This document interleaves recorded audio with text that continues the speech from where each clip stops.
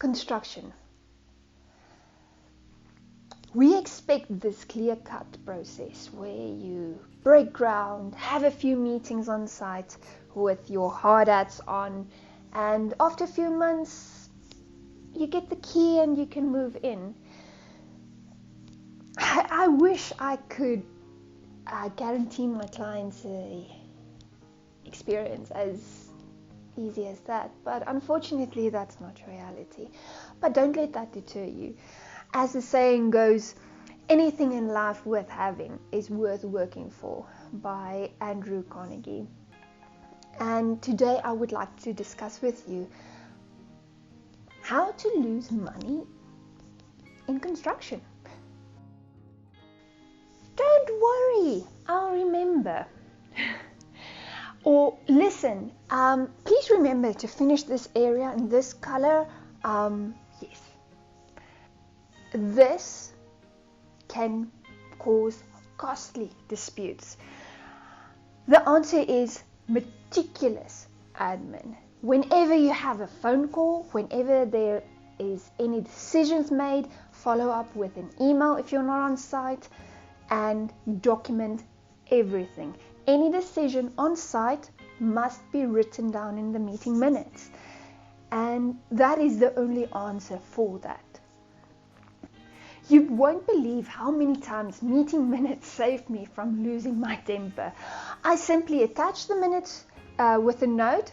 Please refer to point 3, where there was an instruction given that the finish must be in white. No longer, oh remember, please finish this. This doesn't look proper. Don't have construction drawings. You can exit the architectural process right after council submission. But the problem with that is council only requires a certain amount of detail, bare minimum. What type of wall is that? What type of finish is that? Okay, so it's masonry, plaster and paint, that's it. They don't care what type of finish. Is it satin? Is it glossy? Is it matte? They don't care. So, and all of those decisions, it adds up. Every little bit of detail adds up. So it's best practice to give your contractor construction drawings. It's very specific, very detailed, and that will prevent very large provisional sums that might add up at the end, and a lot of uncertainty in the tender process, and that will help to prevent that your budget run away too quickly. A bonus tip is, if you want to be more meticulous, appoint a quantity surveyor. They break down every single detail. They say exactly how many tiles you need, how many, even more detailed than construction drawings.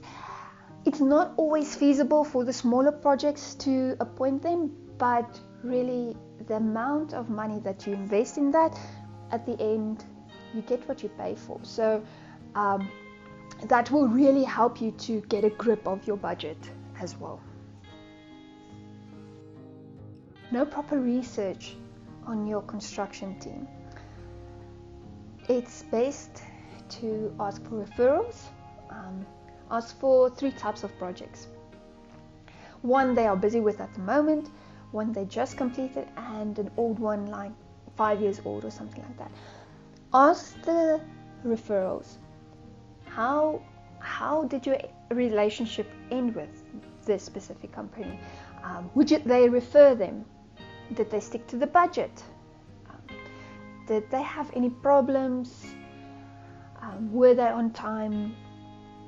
Things like that. Just do your research and ask if they will work with them again.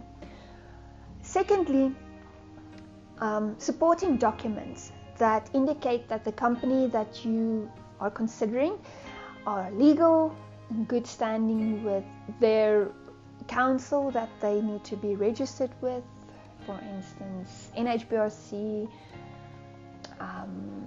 architects are with SACAP, engineers are with EXA, something like that.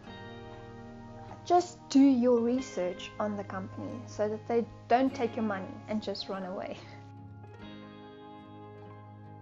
Don't check progress on site. It's good practice to have regular meetings with your team. Know what is going on. Know if there has been any issues. Do they foresee any issues? Does the drawings need to be updated? New details resolved? Is there any delays? Just know what's going on your site. Changes that were discussed might influence other parts of the project. And if you don't update the drawings, you can't see where the snowball effect might end. And that might be a costly influence if you have to rectify something at the end. Design as you go. Why this can be very costly. Any changes after the quotation has been accepted might be at an additional charge, and even more so when the contractor have to remove something and put something else in. You pay for labor doubled. And also, just on the design point of view, you won't have the overall view that you started with. It might not have this cohesive feel and design to it that you originally started with. So don't make in the moment decisions. Think about it. Phrases like, "Don't worry, I trust you. We don't need a contract." Or, "You don't use the right contract." Sometimes the involved parties provide the contract that they compiled. It only has their rights in mind, not the client's. So I suggest a third party, for instance the JBCC, the Joint Building Contract Committee. They have a contract that has the client, the contractor and the principal agent's rights, obligations, everything. Everyone is held accountable, not just the one party, and the other one's rights are only stipulated. And the JBCC also have all the situations are stipulated from the beginning until the end.